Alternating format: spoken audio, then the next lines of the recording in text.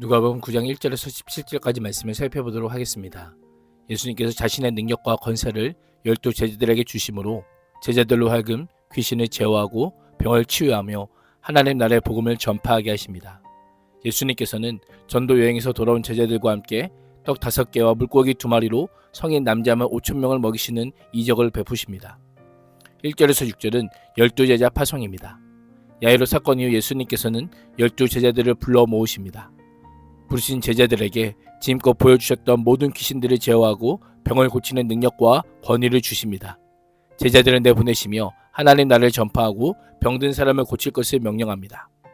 예수님께 보냄을 받는 제자들은 2가지를 기억해야 했습니다. 하나는 자신들을 파송하는 주체가 예수님이라고 하는 사실입니다. 예수님에 의해 보냄받는 자들이라는 소명의식을 가져야 했던 것입니다. 다른 하나는 예수님께서 파송하시는 궁극적인 목적이 하나님 나라의 전파임을 기억하는 것입니다. 보냄을 받은 목적은 하나님 나라를 전파하는 것과 온갖 질병과 고통에 신음하는 인생들을 회복하는 것입니다. 예수님이 흉내내는 것이 아니라 예수님이 행하신 능력과 권세를 실행하는 자가 되는 것입니다. 이어서 예수님은 제자들에게 전도여행에서 가져야 할 중요한 태도를 알려주십니다. 전도여행을 떠날 때 아무것도 가지지 말라. 지팡이도 배낭도 양식이나 돈이나 두버릇도 가지지 말라고 하십니다. 사실 5가지 품목들은 모두 장거리 여행자들에게 있어서 최소한의 필수 여행 장비였음에도 불구하고 이 모든 것의 소지를 엄격히 금하십니다. 제자는 능력과 권세를 주시는 예수님을 신뢰하고 의지하는 법을 배워야 했기 때문입니다. 예수님께서 능력과 권세로 동행하고 계시다는 것을 믿어야 했습니다. 이 말씀은 오늘을 사는 우리에게도 동일한 말씀입니다. 그리스도인이라면 내가 믿는 예수 그리스도를 전심으로 신뢰하고 의존할 뿐 아니라 모든 필요는 하나님께서 채우심을 고백하며 살아야 합니다. 염려와 근심에 스스로 상황을 해결하고자 하는 자세가 아니라 우리를 부르신 그 주님, 오직 주님만을 믿고 나아가야 하는 것입니다. 제자들의 사역은 공개적인 시장이나 길거리, 사역적 장소인 집을 중심으로 이루어질 것입니다.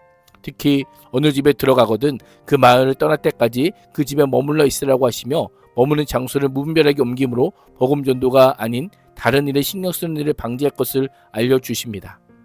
당시 환대가 보편적인 문화와 정서였지만 환대를 거부하는 사람들도 있었기에 만약 너희를 맞아주지 않으면 그 마을을 떠날 때 그들을 거스르는 증거물로 발에 붙은 먼지를 떨어버리라라고 말씀합니다. 제자들을 거부한 것은 곧 예수님을 거부한 것이요 하나님 나라와 복음을 거부한 것임을 알려줍니다. 먼지를 터는 행위는 그 마을이 복음을 거절했다는 징표요 보냄받는 제자들이 그곳에서 사명을 다했다는 징표이기도 합니다. 복음을 전하는 제자들은 막대한 책임감을 가지고 겸손함과 담대함으로 이 사명을 감당해야 합니다. 예수님의 명령을 받은 제자들은 나가서 여러 마을들을 두루다니며 곳곳에서 복음을 전파하며 사람들을 고쳐 주었습니다. 7절에서 9절은 헤롯의 반응입니다. 제자를 통한 하나님 나라 사역이 온 마을로 퍼지자 가장 먼저 민감하게 반응한 곳은 왕실이었습니다. 분봉왕 헤롯은 이 모든 일을 듣고 매우 당황합니다.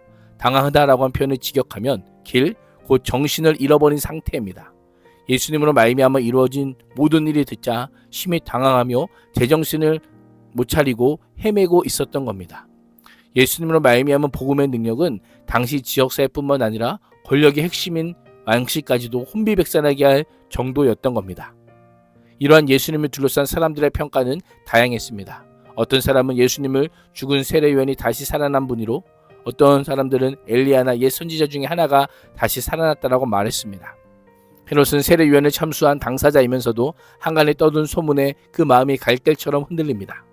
예수님의 정체성에 대해 이 사람은 누구인가라고 질문합니다. 헤롯의 질문은 예수님을 어떻게 이해하고 받아들여야 하는가를 질문하게 합니다. 헤롯을 비롯한 모든 인간은 예수님이 누구인지에 대한 분명한 답을 내려야 합니다. 이 질문에 대한 답이 우리 인생의 삶의 방향과 의미를 결정하기 때문입니다. 10절에서 17절은 오병이어의 기적입니다. 누가는 헤롯이 가졌던 질문, 즉 이 사람이 누구인가라는 질문에 계속하여 답을 하고 있습니다. 파송받았던 사도들이 사역을 마치고 돌아와 경험한 모든 것을 예수님께 보고합니다. 예수님께서 제자들을 따로 데리고 베세다라고 하는 마을로 가십니다. 그러나 사람들이 금세 알고 따라와 또 다시 큰 무리를 이룹니다. 지금까지 많은 경우 개인이나 무리가 예수님을 영접했는데 이번에는 예수님께서 무리를 영접하시며 하나님 나라에 대해 말씀하시고 사람들을 고쳐주시며 무리들의 필요를 채워주십니다. 날이 저물자 12제자가 상황을 보고합니다. 우리가 외딴 곳에 와 있어서 저녁 끼니가 해결되지 않는 상황이니 사람들을 보내 주변 마을과 농가로 가서 잠잘 곳을 찾고 먹을 것을 얻게 하자고 제안합니다. 이에 예수님께서는 너희가 먹을 것을 주라 라고 말씀합니다. 놀란 제자들은 그렇게 할 수 없는 상황을 설명합니다. 지금 제자들에게는 떡 5개와 물고기 2마리가 전부입니다.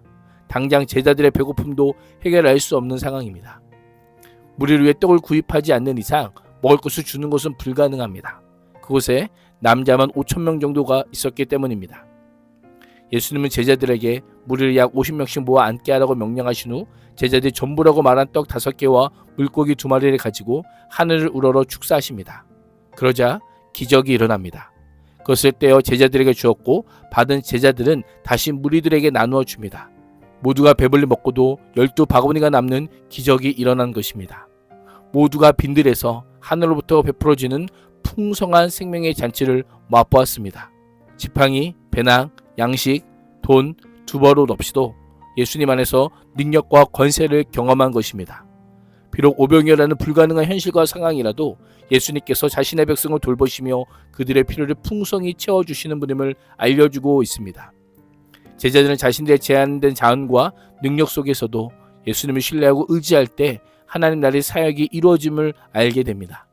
오병이어 사건을 통해 삶 깊숙이 개입하시는 예수님으로 말미암아 제자들은 보냄받는 사명을 감당할 수 있음을 깨닫게 됩니다. 세상에 보냄받는 제자로서 작은 것이라도 주님의 손에 맡겨드림으로 놀랍게 풍성하게 누리는 하나님 나라의 은혜를 경험할 수 있기를 축복합니다. 기도하겠습니다. 하나님, 우리는 세우시고 보내시고 능력을 주시는 분도 하나님이심을 믿사오니 우리의 믿음과 헌신을 통해 하나님의 나라가 강력하게 선포되게 하여 주옵소서. 예수님의 이름으로 기도합니다. 아멘.